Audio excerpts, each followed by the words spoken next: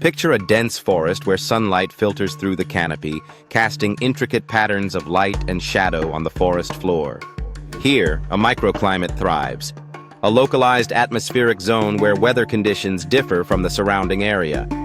These unique pockets of climate create diverse habitats, fostering an astonishing array of life.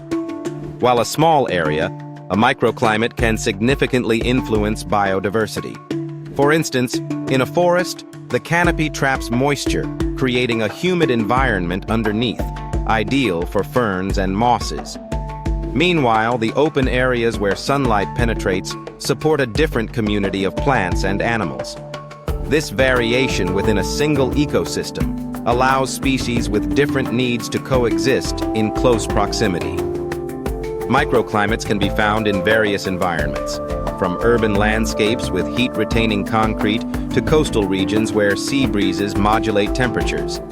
Each microclimate contributes to the ecosystem's complexity, providing niches for species to adapt and evolve.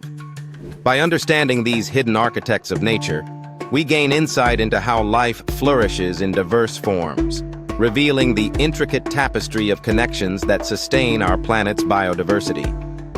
These small-scale climates are not just a curiosity, they are essential components in the grand design of nature.